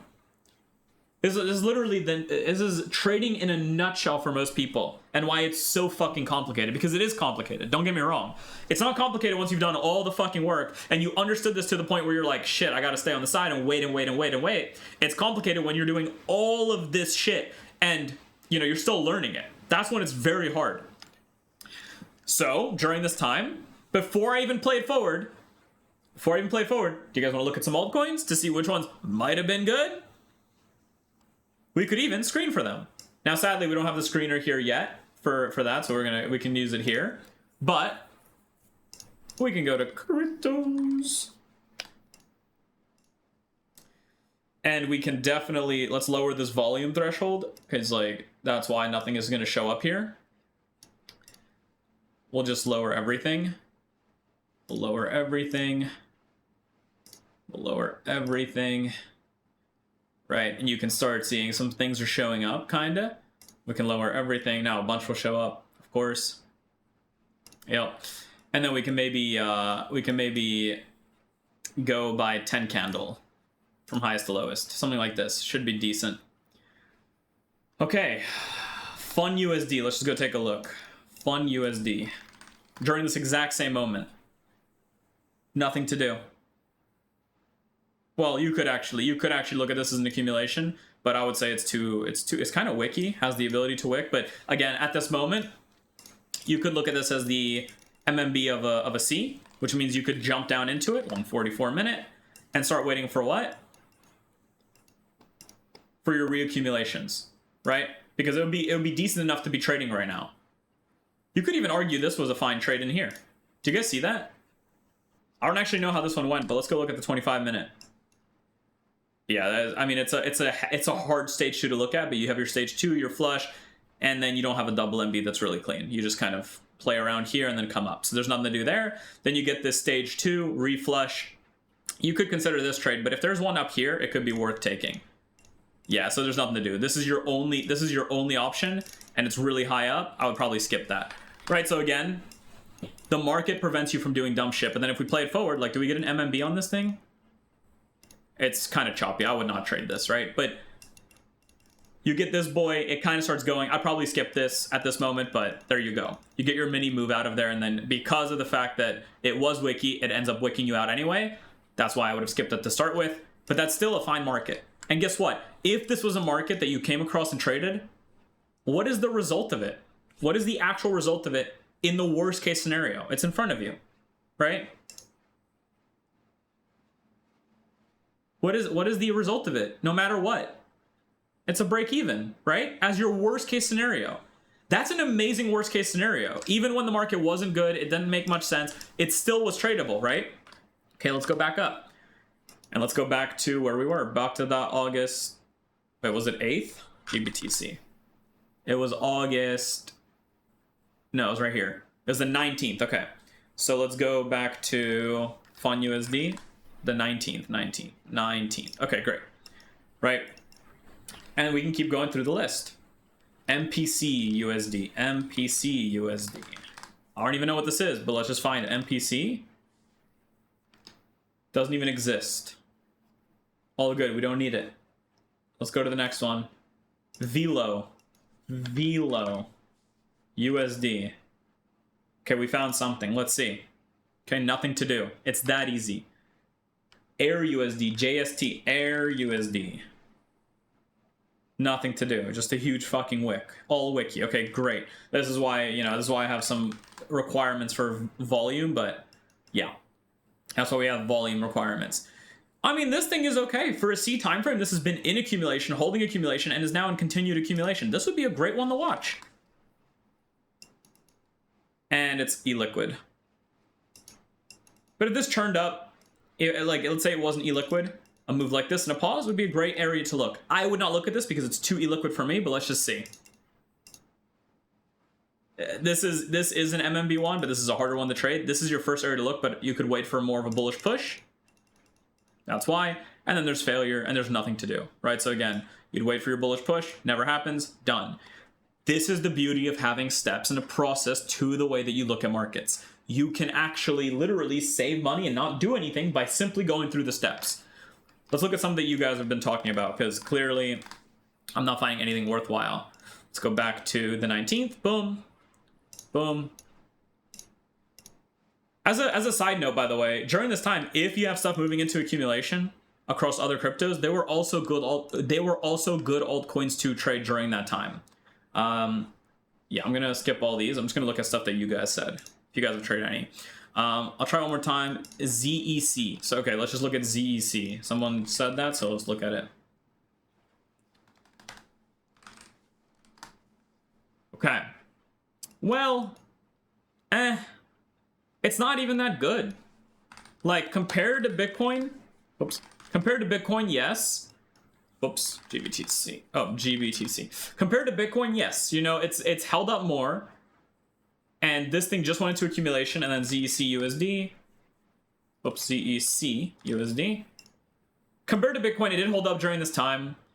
It's kind of built this overall stage 1 here. I mean, yeah, actually. Like, it's decent because of the comparison, right? And it came out of this accumulation MB here. And at that moment, I think that it's completely acceptable for an MMB to act as an entry, right? So right now, like, literally, if we can pause, it's good. Let's see if it does. No pause. Yeah, that's actually really nice. This is actually really nice. There we go. Beautiful. This is a potential market to have on your list to trade. Does this set up? Nothing, nothing. Nothing. Okay, maybe something. This guy here was okay. I maybe would have preferred a little bit more of a pause, but this guy here was fine if you traded this. This looks already like a break even, right? What's 25 over 30? It's 1 minute, like less than 45 seconds, right? You get your entry, goes, pauses, moves. You maybe move to break even here, comes down, comes up, maybe you move to break even here if you waited for it, or move to break even here. So it's already at break even no matter what, or you already stopped out at break even, and then does it go or not? And then it comes back to stop you. Oh, no, it doesn't. It's right here. There we go. So it keeps staying right above. Okay, it stops you out again. So yeah, I mean, there you go. Again, something that appeared to be good literally gave you the chance to trade it and then get out of it without taking any follow-up losses, right? Then you get this little continuation. You could consider a re-entry here or just a better flush. That's preference. Let's just say it was worthwhile. So let's say you took this one too. What is that? It's a 45 second. Let's just take a look at this on the E micro. Yeah, this looks really good. So probably stop something like this. This is tap us in. Looks good, looks good, looks good. Still looks fine, and it's gone. And just like that, you prevented another trade. There was no trade to take. It's breaking back down. And again, even on the stuff that doesn't work, nothing happens. So you get your flush. Do you get a reset up? Ugly, ugly, ugly, and it's gone, right? There's nothing to do. Done. Just as easy as that. Right? From a good C to a very good V, right? To the V not working out to the V now. It looks like it might be setting up again, actually, so. At this point, you would consider something, maybe like one more down candle, I would say. I'd wait for one more down candle. Let's see if we can get that. 144. Why is it taking so long? Auto select. Okay, it's fine. We'll just play it forward a little bit.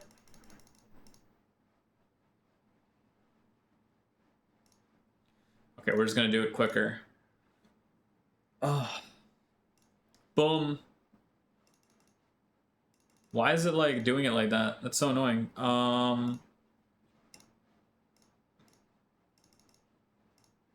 Okay, there we go. Probably one more down candle, you'd wait. I mean, yeah, and it gets a little, I would wait for it to come down a little bit more. Yeah, that's a harder one to trade, right? It's a little bit harder because I wanted to see a little bit more of a pause, but take a look at this. Yeah, like, there you go. You can see it's a harder, like, that's why you could tell it's a harder stage too, because I would have preferred that deeper and then boom, setup. It's harder to trade, so I didn't trade it. And yeah, it works out, but there was nothing to do. But most importantly, the thing that showed us strength ended up doing what? Being the thing that ended up strong. So again, this is how relativity can be used in your own trading to make yourself a lot more coherent into what's going to move. And then of course you overlap that with your own entry rules to decide whether or not you trade. So you guys can see how even as a trader here, even though it made a really good move, I wouldn't be able to enter it, right? Because like I said, I was waiting for that nicer pause because I know what I want my V's to look like, right? I know this V is a little bit too excessive. I would have waited for it to literally, this is what I was looking for. I was waiting for it to literally come down, maybe with 1 or 2 more candles like this. If that could happen, 1 or 2 more candles like this would have been an exceptional trade for me, right? That's a trade I would take. Now, again, how do I know that's a trade I would take, or why I know that? Because again, I have the case studies I've done a billion times to know what a good trade is gonna look like for me. Does everyone understand that? So even though I got this right, and I know this market was gonna go, and then it did go, it doesn't mean I have to trade it. But the most important thing is that I knew this was a market that was good enough to look at, even though I just looked at it for the first time, because of the overall context that it shares with Bitcoin in the moment. And that is why over the last 1, 2, 3 days, right? 3 days? 2 days? 3 days, you've had altcoins that have set up for good moves. And that's why it also feels so weird, because that's only 3 out of the last 320 days. But you need to know how to spot them. That's how you spot them. That's how you arrive at that case study definition. This is how you get to the visual of what is good. This is the question you ask yourself of, what is the operator doing? What would I be doing with big money? What is happening? And if you're lower time frame, then of course, this is a great trade. And you jump down lower within that, and then of course you have phenomenal opportunities and potential continuation opportunities for entries. That's how you spot them, okay? Yay, check weekly. Weekly is useless. We just went over it. There's nothing here yet. What did I just discuss with you? Literally, think back. The buyer would have to be here. This is gonna take a few weeks. Maybe 1 or 2 or 3 weeks, maybe 1, 2, 3, 4, 5, 6, 7, 8, 9 weeks, maybe 10 weeks. Like, you have to go through the steps. Do not get disillusioned, right? Do not get disillusioned by a lower time frame. Of ZEC, sure, let's take a look. So if this is what's happening on Bitcoin, right? And I already know that maybe this can move into accumulation, right? Over time, over a few weeks. And I go to something like ZEC, what is this one doing? Let's see. Yeah, I mean, of course, this is great. Yeah, if you're watching this on a lower, this is phenomenal. So like right now, your alert should be here, and that's it. And you literally just have this on your watch list and wait for this thing to pause. That's all you have to do. You know, 1, 2, 3, and then we trade this thing. Yes, this is a phenomenal market to watch for a higher time frame potential, ZEC/USD position. It's only 76 mil a day, 215 mil a day. It's okay. So it's somewhat liquid too. You could throw this into a section, label it crypto, and guess what? Crypto's back on the block, right? Just like that. And I can start keeping track of some crypto related names that are starting to look good. This is one of them. Now earlier someone said Ethereum, someone said Solana. Let's go look. Ethereum. Yeah, I'm good on that. This is dog shit. This is trash. And just like that, we know not to have it, not to watch it. It's not important. It's moving like Bitcoin. Okay, great, done. Solana. This is trash. If it accumulates, you can look at it as well with Bitcoin, right? But right now there's nothing to do.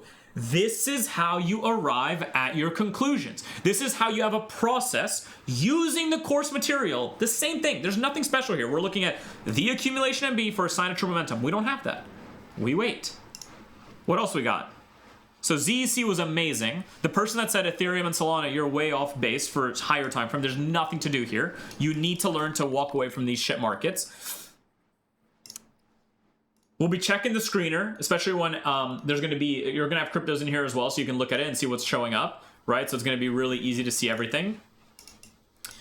And right now there's like nothing, right? So we'd be waiting. Let's see if there's some more liquid stuff, like dollar volume, maybe 100 mil. Let's see if we can find something here. ZEC, Solana, Ethereum. Yeah, so ZEC is literally the only one that looks clean. And look at this. Look at the easy thing.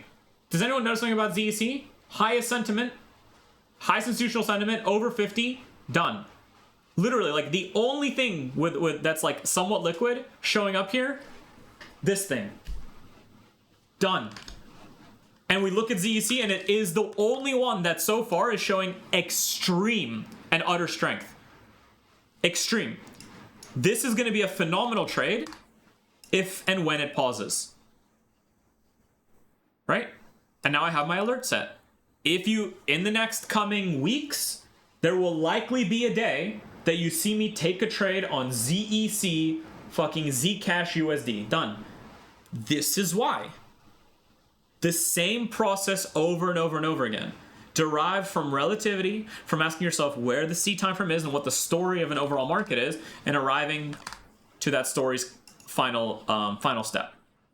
Okay? Hype USD, let's take a look. Hype USD. Yes. Yes. This is amazing. This is an already MMB delivery. Delivering an MMB's higher. Pauses for an MMB. You're like at MMB 2 or 3 here, right? And this might be even like a short-term accumulation MB because of the overall market. Remember, this is amazing. Put this on your watch list and keep an eye on it. I'll even put on my watch list and keep an eye on it for that exact reason. Let's bring it up, up. I think we'll have watch list specific stuff inside of the screener as well to make this even easier. So you can have your own little watch list here as well. Or like down here, we'll see. So it's even easier to have everything in one spot. But yes, whoever said hype, you are the connoisseur of finding stories. This is amazing. Let's go look at the V. Yeah, I mean, it's like, there you go. You set your alert. You wait for this thing to pause. As long as it maintains its cleanliness and then it starts pausing nicely, this is going to be a phenomenal trade. Phenomenal trade. You can just see it. It's in front of you. I'm going to delete like my drawings. There we go. But yes, set your alert and then move it up every day, right? Set your alert, move it up every day. Done. Move it up, like, you know, because tomorrow the 5 might be up here, so you move it up and you just wait. And you wait for the cheat code 5 to be met. But yes, this is, let me actually add Hype USD as part of Coinbase. Delete this one, take this one, move it up. Whee! There we go. Beautiful. Yeah, I mean, phenomenal. Phenomenal. Literally phenomenal. Right, and then you have your V time frame accumulation MB. And all you're doing now, because we already know, is what? Here's your sign of true momentum. We're waiting for MMB1. We're just waiting. So you don't have to label, we just wait. We have our alert set and we allow this thing to do whatever the fuck it wants to. Why is it good? Because of the overall context that Bitcoin is currently finding itself in. That's it. It's that simple. And the person that spotted this, good job. This is amazing. This is a phenomenal find. You're doing the work. What else we got? Pump USD.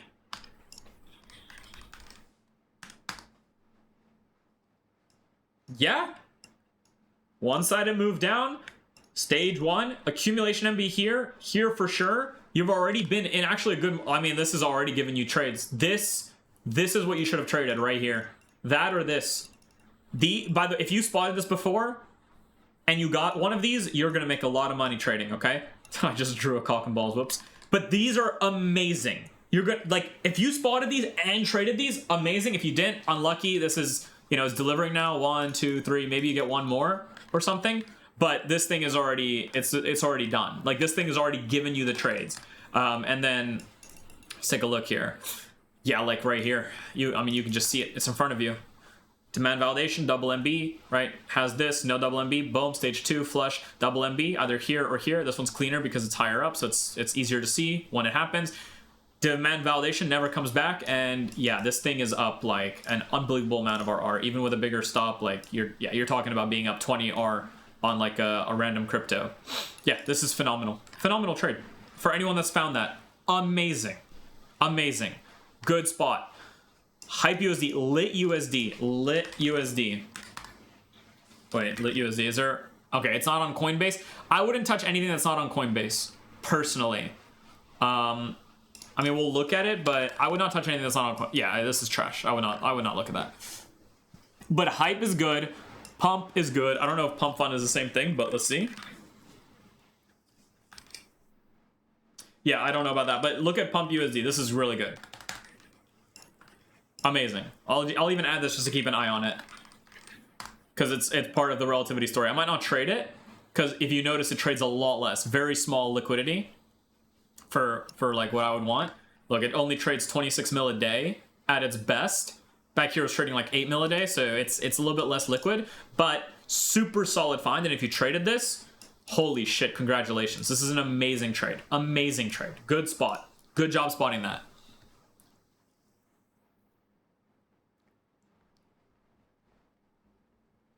XRP from the K. XRP.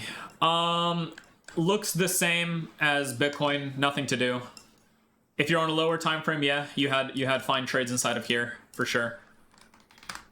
Yep, there you go. This was a fine trade. This was a fine trade. If you took any one of those, super solid. Yep, you can even see them. There you go. Boom. And nothing here. This never set up. If you took it, it'd be this one. Very hard to spot, but this one did work. Right? You get your little move. It stays above the low, so it builds a double MB. So again, same as the trade I took like a few weeks ago, but MB1, MB2, taps you in, off the first candle, never comes back, demand validation, and continues. So if you took this trade, very good. If you took this trade, that's really good. Off those like lowers, because this would be a C time frame moving into a very clear accumulation. For funky, right, notice, one-sided market, one-sided market, one-sided market, stage one, clear stage one leave. This is where I'm a buyer as what? A composite operator or as a large institution. I'm more than happy to be a buyer. I'm still as a buyer. So what does that mean for a lower or a validation? It's something that is worth watching. And guess what? MMB, MMB, great. And now a little bit of chop. So right now you would wait for what? This mini reaccumulation to start pausing. This is still bad. Maybe one more day, or let it break down, let it pause, let it come up, and there you go. Be a trader. Simple, easy. You know what to look for. But these, by the way, were amazing trades. If you're on a higher, there's not much to do. You have to keep waiting for the accumulation. But yeah, this is a good one to add to the list and just keep an eye on. I'm going to add it as well, just because crypto is starting to do some interesting stuff. So maybe these will all have some kind of relevance down the line. Let me add Bitcoin to this. Let me add MSTR to this under the area. GBTC, IBIT. These are all generally crypto, right? Crypto name, crypto-related name, kind of down here, a little bit actually weak, so kind of nothing to do there. Maybe make it red, and there you go. Right now our watch list is looking a little bit more clean. Okay, and all of this, you know, we arrive at these conditions. Why? Because we walk ourselves through the story, right? We simply ask ourselves, what is the thing telling us? Does everyone get it?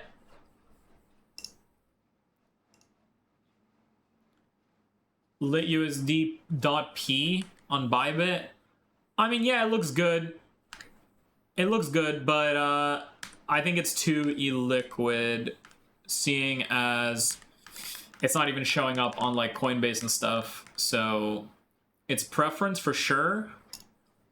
You know, you had this nice MMB here that failed, but that's okay. Then you had this nice MMB right here, and that one worked well. If you traded inside of that, that's a really nice trade. So yeah, this looks good, and again, it's really strong compared to like the crypto market, so it's good. Everyone on the same page? So far, everything we've covered makes sense.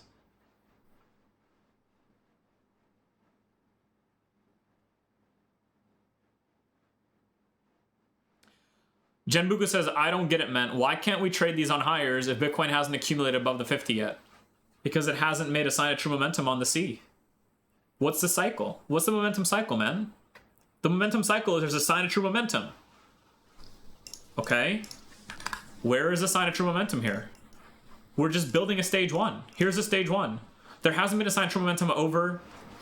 I mean, there hasn't been a sign of true momentum. There's no accumulation MB. It's in an area. That's it.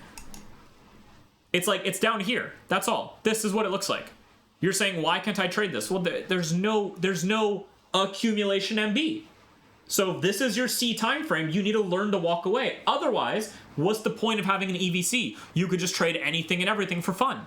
And guess what that leads to? Why do we not do that? Because then you're trading random stage one areas where every action leads to what? Uncertainty and volatility, and you start losing money. That's why.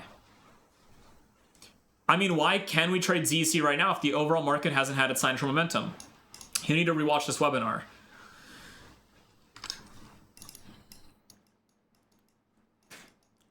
Why can we trade ZC right now? At least on the C time frame as a weekly. Because it's moved through, it's not only moved through, it's actually moved through, let me show you. It's moved through a accumulation MB, delivered. reaccumulation MB started delivering, and then MMB1, MMB2, or reaccumulation with MMB1. Which means what? This thing is in pure bullishness now, while Bitcoin might be moving into an accumulation, which means what? If Bitcoin even has a little bit of strength, like 1 week, like this, ZEC is likely going to do this.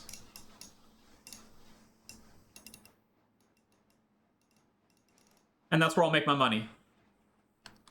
The relativity of this is enough. If Bitcoin was still down here in pure distribution, I probably would just skip ZEC. But because Bitcoin's showing some version of strength, and ZEC is clearly inside of momentum cycle that is extremely bullish, why wouldn't I put capital behind something that has already proven itself? No, you don't have to wait for Bitcoin to move up to trade it.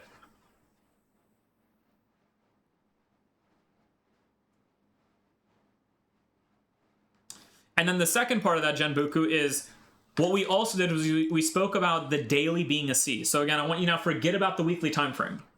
If the daily is our C,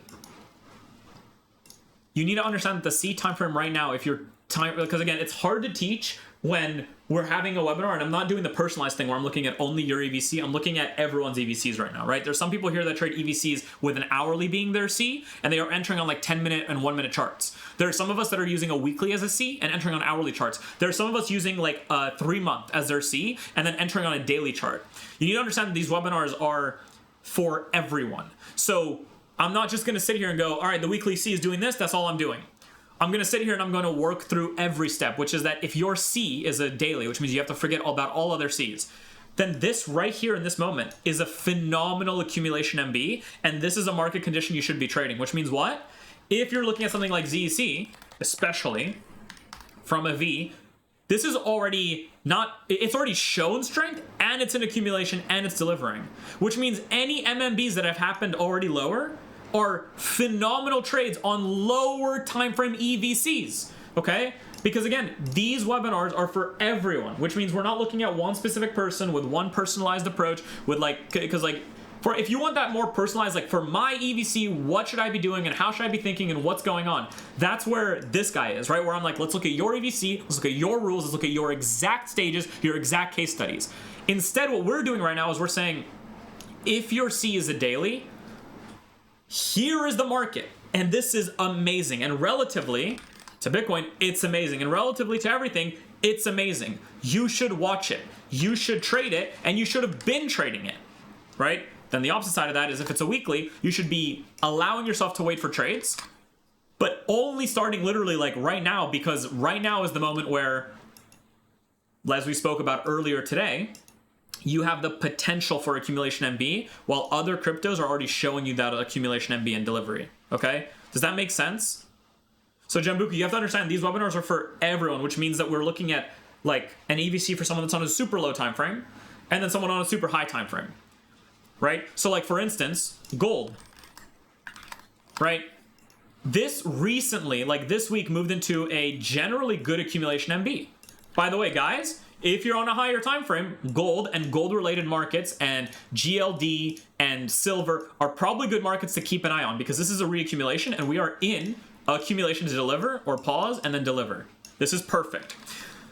But the important thing here is I already said last week, if your time frame is if this daily is a C for you, people on gold should have already been trading back here, right? So again, like this is an important thing to remember. We are fractal thinkers. The people that are waiting for the C to do something, if they're a weekly time frame trader, is different than the daily, right? Because this would be the area where you're already valid. Look, one-sided market, comes down, stage one, comes out. This is the accumulation. If this is your C, you are the one in longs, right? And then you're trading this as your lowers. If your C is a weekly, just now is the moment that we have accumulation. Now we look for stage 2 or pause into stage 2. So we might get setups this week or in a few weeks. Everyone follows?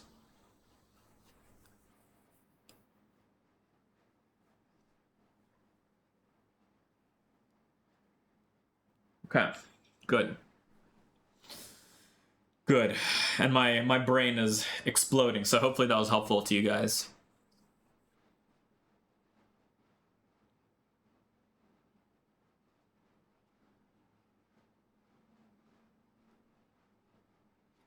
Cool. Cool. Everyone good? Any final questions just in case? Fizzler, I appreciate you, man. Crypt, blessings. Funky, my man, I hope this helped. And hopefully moved you a little bit forward from where you might have been to where you are now. Again, I know it's a process and it can be hard, but I hope that was helpful. Thanks, Anton, was a good one. Thank you, Maki, appreciate you a lot. Cassian, a pleasure, man. Thank you. Zeno says, hey man, did you see my document my day in real time, the members trade ideas on Wednesday by any chance? Got some crazy art trades. I did not. You can tag me if you want. I'll take a look. Can you look, Jacob? At what? At what? Where? Watch list link. I'll update the watch list right here inside of cheat sheets and data collection. Okay. Here we go. Share the list.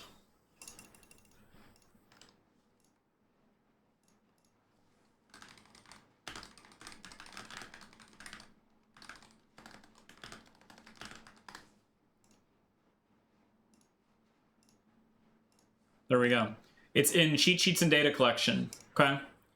We'll edit this and say and watch list. There we go. Okay. Good. Okay, Jacob pointed me to this thing. Let's see.